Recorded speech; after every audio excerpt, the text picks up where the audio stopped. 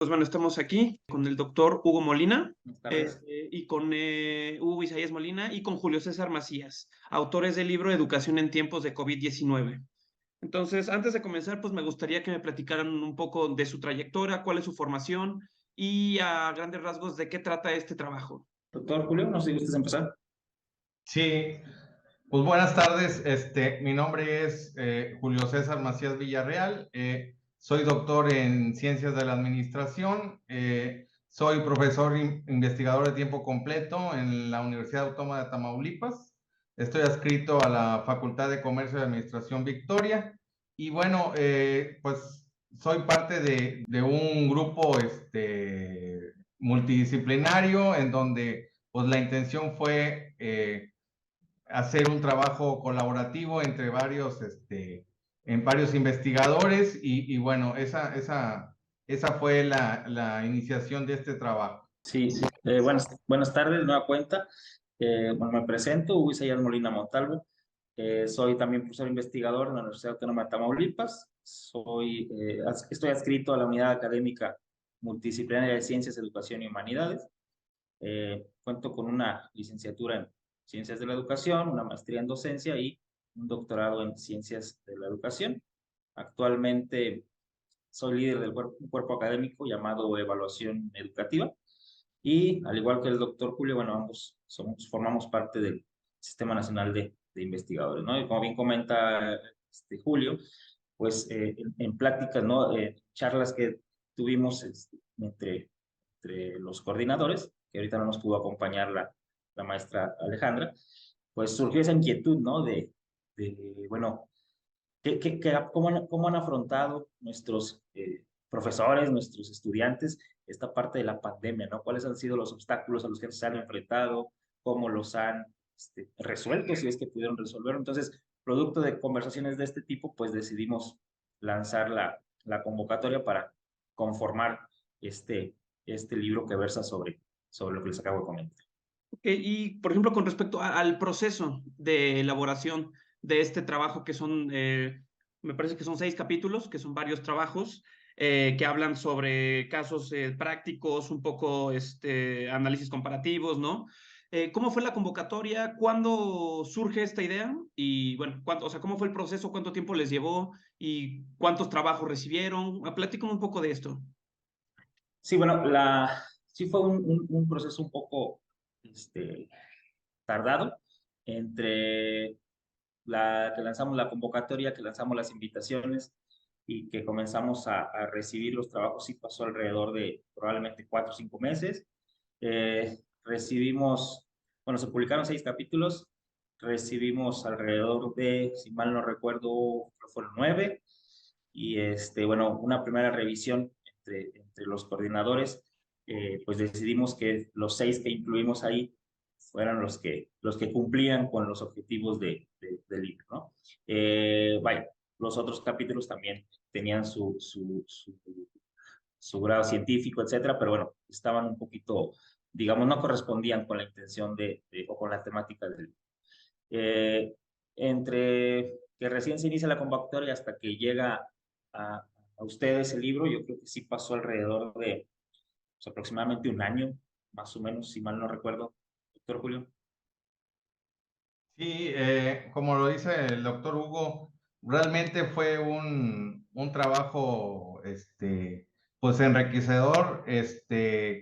Los trabajos se revisaron, pues pasó de alguna manera por una revisión exhaustiva, pasó a revisión por la misma editorial, y yo creo que parte de ese fruto de todo este proceso de investigación, pues salió este producto que es el libro, ¿verdad? De que ahora sí que crea toda una descripción del suceso que fue el entorno del COVID-19 y cómo los actores primordiales, tanto maestros, alumnos, pues cómo se reflejaron esas vivencias desde las aulas, ¿verdad? Eso es lo interesante del libro, que revive todas esas vivencias que se suscitaron, y bueno, que yo creo que nos dejaron, ahora sí que ha sido un parteaguas desde ese suceso ahora post pandemia. Y bueno, yo creo que es parte de futuras líneas de investigación para seguir generando productos como este. Ok, y bueno, mi siguiente pregunta es, ahorita decían que eran nueve capítulos, que se sacaron algunos, quedaron 6, que tenían que seguir como cierta intención, cierta temática. ¿Cuál es el hilo conductor o sea, cuál es la intención que ustedes tienen para reflejar qué tipo de conocimiento quieren dar a conocer y cuál es como el pegamento que une estos 6 estudios que pueden leerse por separado, pero supongo que al leerlos en conjunto dan un sentido distinto? Digamos que la estructura, ¿no? El orden que le dimos a los capítulos, pues tratamos de ir de lo general a lo particular, ¿no? Hasta que aterrizan en este entorno áulico. Si revisando el contenido del libro, bueno, el capítulo 1, por ejemplo, son reflexiones más que nada a nivel mundial, ¿no? Que pasan por Latinoamérica y terminan en México. Se hace producto de una revisión, ¿no? De la literatura existente, ¿no? Manejando ahí algunos conceptos importantes como brecha digital, acceso a Internet, etcétera. Y después de ahí tratamos de aterrizar las temáticas, ¿no? El capítulo 2, que es a cargo del doctor Eric, eh, nos da un panorama en general de la educación básica, el estudio que él realizó, o sea, por los 3 subniveles, ¿no? Preescolar, primaria y secundaria, y así pasamos por el tercero, que habla más ya de educación superior. Los últimos capítulos están centrados en la educación superior, hasta los últimos 2, por ejemplo, que el capítulo 5 habla sobre las prácticas profesionales y el capítulo 6 sobre la enseñanza de las matemáticas, ya específicamente en el aula, ¿no? Todas estas, a cargo del doctor Víctor Ramírez, todos estos obstáculos a los que se tuvo que enfrentar y cómo fue sorteándolo con los alumnos. Entonces, digamos que esa fue la línea que se intentó dar, irnos desde un panorama más mundial hasta aterrizarlo al aspecto áulico, que sería el último de estos capítulos. Al hacer este trabajo, ¿ustedes tenían en mente un público, va dirigido específicamente para docentes, para alumnos, para gente que está a cargo de las instituciones? ¿Cómo ustedes se imaginan que es el público que va a leer y a citar este libro?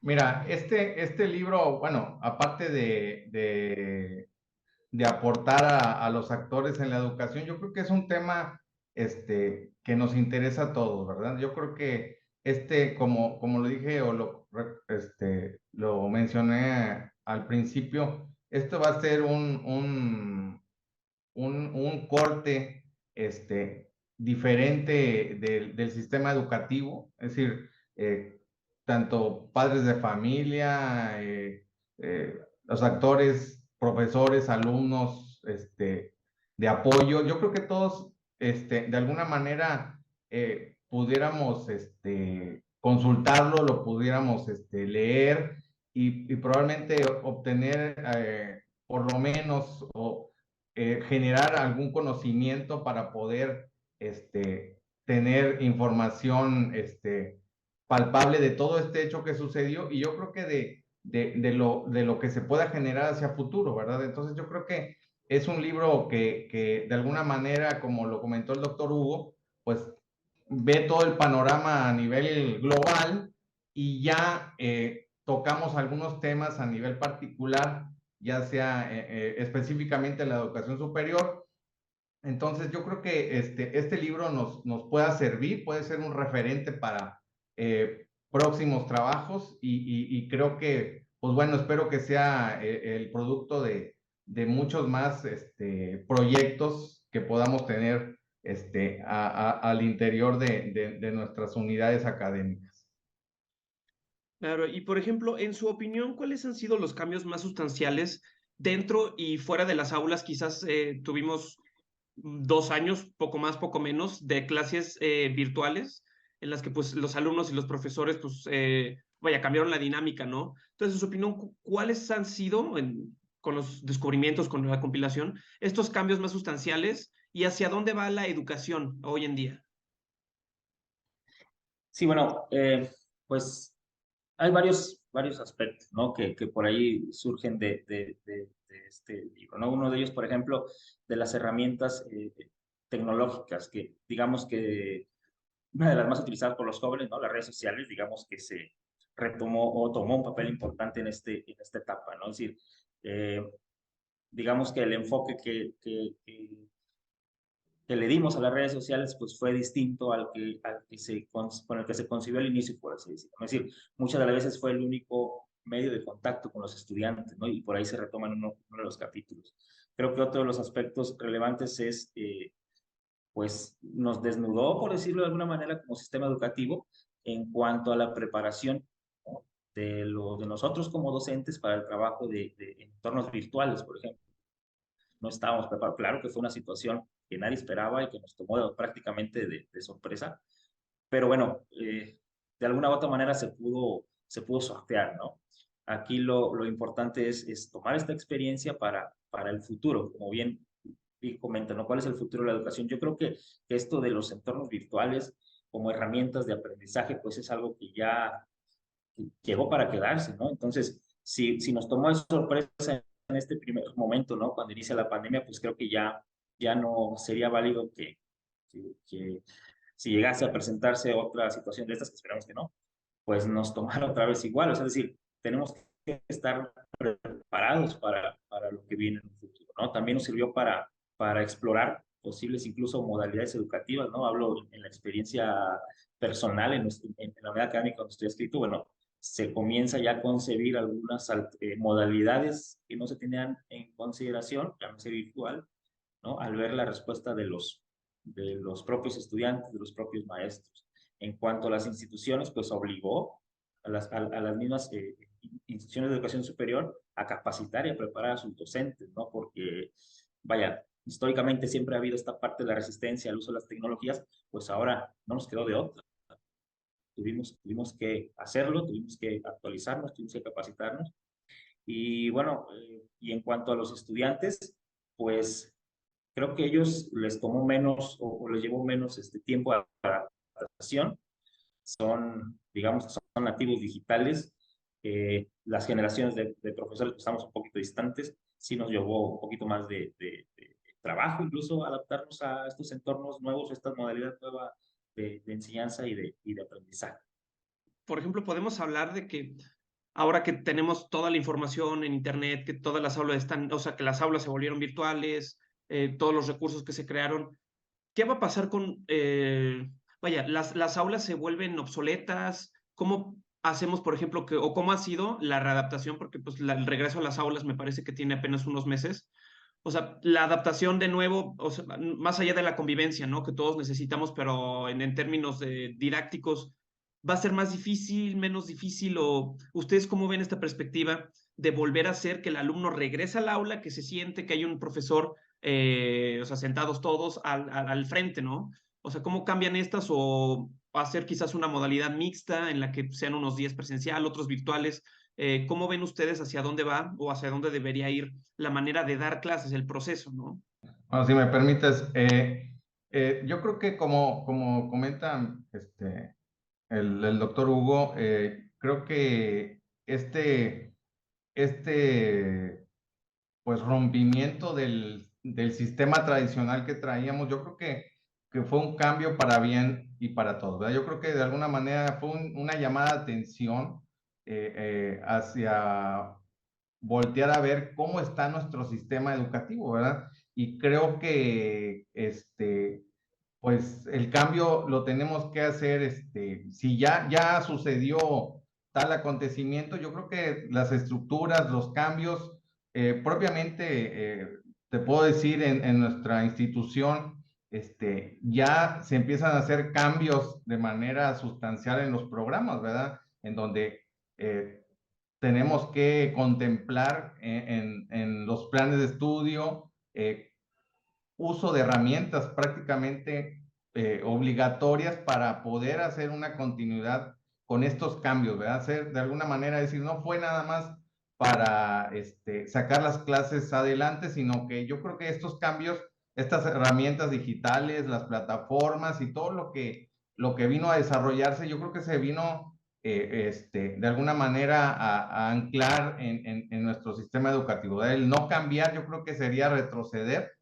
Entonces, y creo que los muchachos están preparados, ¿verdad? Por ejemplo, yo de alguna manera en mi experiencia personal, yo regresé a clases y sigo, digo, vengo presencial con el grupo, pero sigo con actividades en línea, ¿verdad?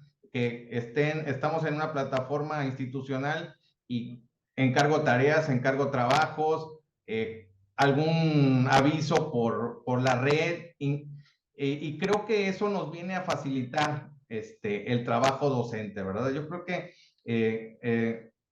te digo, fue un cambio, pues a lo mejor imprevisto, no lo teníamos considerado, pero yo creo que todo desarrollo de nuevas herramientas aplicadas a la educación, yo creo que vino para mejorar nuestro sistema educativo, ¿verdad? Entonces, yo creo que lo que habrá que hacer es adaptarlo, es decir, no es cambiarlo, sino adaptarlo a estas nuevas modalidades. Y bueno, habrá algunas materias que pues podamos adaptarlas, modificarlas, inclusive hablaban de algunas materias llevarlas en línea y otras presencial, ¿verdad? Entonces, bueno, yo creo que habría que hacer un análisis más a fondo, pero bueno, yo creo que estos cambios que se vinieron a dar, pues fue una llamada de atención a nuestro sistema educativo mexicano. Y bueno, también pensando, por ejemplo, en que pues hubo como una mudanza de lo presencial a lo virtual, en su experiencia como docentes en la universidad, o sea, hay una gran brecha digital en las que gran parte de la población no tiene acceso quizás a las conectividad, a una buena conexión, a una buena plataforma, a un celular, etcétera. En su experiencia, o sea, los alumnos contaban ya con estas herramientas, las adquirieron durante la pandemia, cómo era su conectividad. ¿Hay como alguna propuesta para que las universidades, por ejemplo, proporcionen tanto una buena conexión a Internet como equipos? ¿Cómo es este proceso? Porque al mudar, pues se necesita, al igual que presencialmente, un buen aula de clases con el pizarrón, buenas bancas, todo eso, al mudarlo virtualmente, se necesita pues un buen material, ¿no? Entonces, en su experiencia, ¿cómo ha sido esta mudanza a lo digital en la parte material? Realmente, te digo, podemos hablar en nuestra institución, ¿verdad? Creo que tenemos suficiente apoyo. Creo que la conectividad fue lo más, se cubrió prácticamente en la mayoría.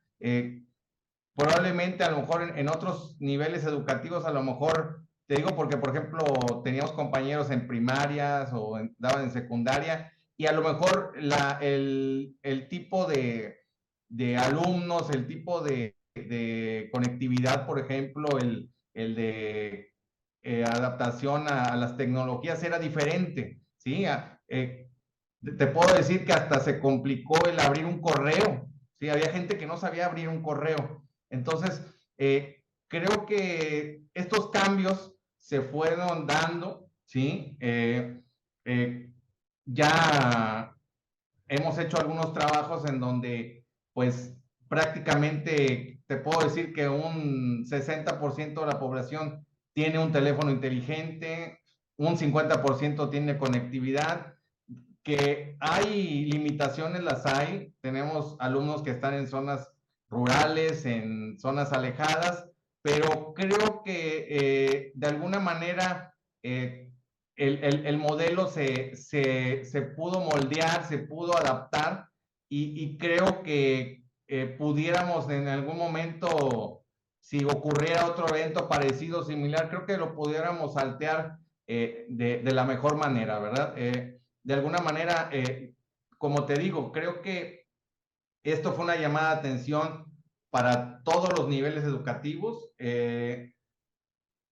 Difícilmente siempre va a haber limitaciones, equipamiento, conectividad, capacitación también. Entonces, pero creo que el trabajo del maestro, el interés del estudiante, yo creo que de alguna manera apoyó a que se cubrieran y que estos elementos congeniaran para poder salir adelante, ¿verdad? Si no fue por WhatsApp, fue por redes sociales, fue por plataformas, hubo muchas plataformas gratuitas. Yo creo que fue de alguna manera todo se volcó a cubrir y a tratar de subsanar toda esta problemática, ¿verdad? Yo creo que esta pandemia fue un testereo al sistema educativo, al sistema económico, y creo que no se diga al sector salud. Entonces, creo que estas nuevas generaciones, ¿sí? Tenemos que trabajarlas para poder pues modificar, es decir, ya no podemos dar las mismas materias, los mismos contenidos, porque ya la situación ya es muy cambiante, ¿verdad? Yo creo que ya es tiempo de modificar tanto nuestros sistemas de enseñanza como los contenidos que tenemos actualmente tanto las instituciones a nivel superior y hacia abajo, ¿verdad? Entonces, creo que el papel que jugamos hoy en día es muy importante, ¿sí? Creo que el libro trata de hacer una radiografía de alguna manera de este suceso, y creo que puede sentar bases para que nuevos maestros, nuevos investigadores, pues pudieran crear alguna otra línea, alguna otra generación de conocimiento para lo que viene, ¿verdad? Bueno, ahorita, por ejemplo, hablando sobre las líneas de investigación, ya publicado este libro y terminado el trabajo, ¿hacia dónde van ustedes ya que abrieron? Porque esta línea de investigación sobre COVID, pues es algo muy joven, ¿no? O sea, con 3 años, hace exactamente 3 años que empezamos esto, y pues en las líneas de investigación me parece que tienen 2 años por ahí. ¿Hacia dónde va, por ejemplo, la investigación de ustedes? Ya partiendo que ahorita, bueno, ya tenemos como los testimonios de lo que pasó, ¿no? Y a partir de aquí, ¿hacia dónde les gustaría ir en próximos trabajos, en próximas exploraciones académicas? Y bueno, en lo personal, como bien mencionas, bueno, esto fue como dice el doctor Julio, una radiografía de lo que pasó durante la pandemia, pero ahora nos toca esta parte de la pospandemia, es decir, ¿qué nos dejó la pandemia? Sobre todo en nuestros estudiantes. En lo personal estoy diseñando un proyecto relacionado con esto, es decir, tuvimos ya eh, antes de la pandemia, obviamente, generaciones que tuvieron toda su formación presencial. Con la pandemia tuvimos dos generaciones que la última parte de su formación, que es, digamos, con la que, de las más importantes, no porque las anteriores no lo sean, sino porque es donde está la parte sustancial de los perfiles, les tocó trabajarlo de manera virtual, ¿no? Y están próximos a salir las siguientes dos generaciones que al inicio fue virtual, perdón, y ahora son, ya regresamos a las clases presenciales. Entonces, el sentido de la investigación que estamos diseñando es esto, ¿no? Hacer una comparación entre, digamos, estas generaciones que les tocaron diferentes etapas de formación, ¿no? Esa mezcla de modalidades. Bueno, y esto nos va a servir como un inicio para el análisis posterior al impacto de la pandemia. Bueno, ya regresando sobre los libros, el libro y los capítulos, ¿hubo algún capítulo en particular que les haya parecido quizás más complejo o quizás más relevante que otros? ¿Cómo fue a la hora de armar estos del entendimiento? Por ejemplo, el último de la enseñanza de la matemática, que es algo muy específico, ¿no? ¿O hubo alguno de los capítulos que los haya como dejado algo distinto a lo que pensaban o a lo que creían? Bueno, retomando este capítulo 6, ¿no? Que tiene un poquito que ver con la pregunta que planteabas hace un momento sobre la brecha digital.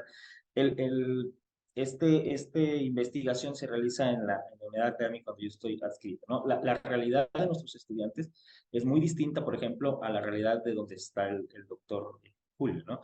Nosotros, la mayoría de los estudiantes son o provienen de otros municipios, incluso de otros estados, sobre todo de acá de la parte azteca. Y digamos que muchos de ellos son de nivel socioeconómico de medio o para abajo, ¿no? Entonces, esta parte de la brecha sí se notó un poco más en nuestra área académica, entre lo que reporta este capítulo 6, por ejemplo, es un bajo porcentaje de alumnos únicamente tienen acceso, por ejemplo, a una computadora. se conectaban a través de los celulares, pero bueno, también tienen el problema de la conectividad. Entonces, esto provocó que muchos estudiantes no pudieran conectarse, por ejemplo, a las clases sincrónicas. Entonces, buscaban otras alternativas, ¿no? Para trabajar con ellos, a través de correos, pero sí estuvo un poquito más marcado. Esto es una de las que me parece más importante. Los otros también tienen sus aportaciones, ¿no? Por ejemplo, el capítulo 4, que habla sobre, que es más un análisis de todas estas investigaciones que hasta el momento habían surgido, ¿no? Y cierra con una serie de reflexiones sobre lo que comentamos en un momento, sobre cuál es el futuro de las instituciones de educación superior a partir de este suceso de la pandemia, ¿no? Y hace una serie de reflexiones en torno a esto, ¿no? Que tiene que ver con la innovación, con la adaptación de los planes de estudio, con el aprovechamiento de las redes sociales, que comentamos en un momento. Entonces nos plantea escenarios posibles, escenarios futuros, producto de esto, ¿no? Entonces, digo, los demás también tienen, obviamente, aportaciones importantes. El estudio del doctor Eric, que hace un análisis de educación básica.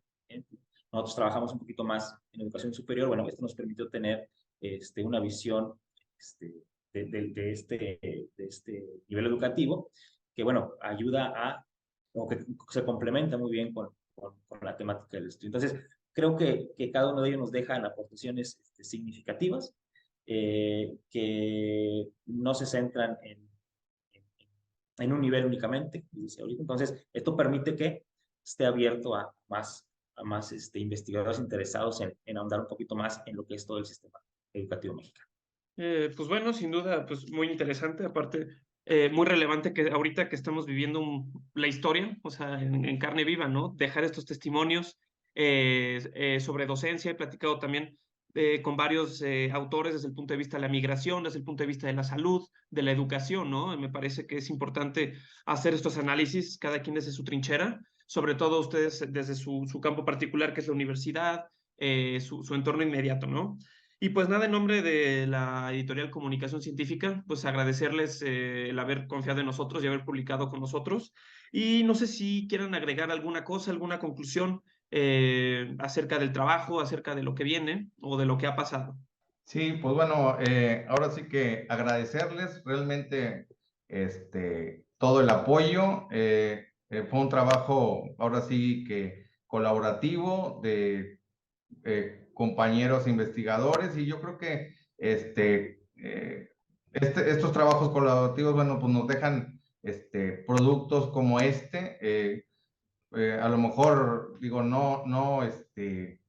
nosotros queremos por lo menos dejar de alguna manera abrir alguna brecha o algunas brechas en investigadores que estén en la misma línea, y bueno, pues esperamos con ansia que el libro se difunda, y yo creo que estos medios que es de lo que estamos hablando ahorita, de medios digitales, yo creo que va a ayudar y va a reforzar esta divulgación de conocimiento. Yo creo que nuestro trabajo es para eso, no es publicarlo y quedarse guardado, sino para que poderlo compartir con algunos docentes o público interesado, y yo creo que esperamos de alguna manera, estamos satisfechos, y creo que el haber de alguna manera la elección de la editorial pues fue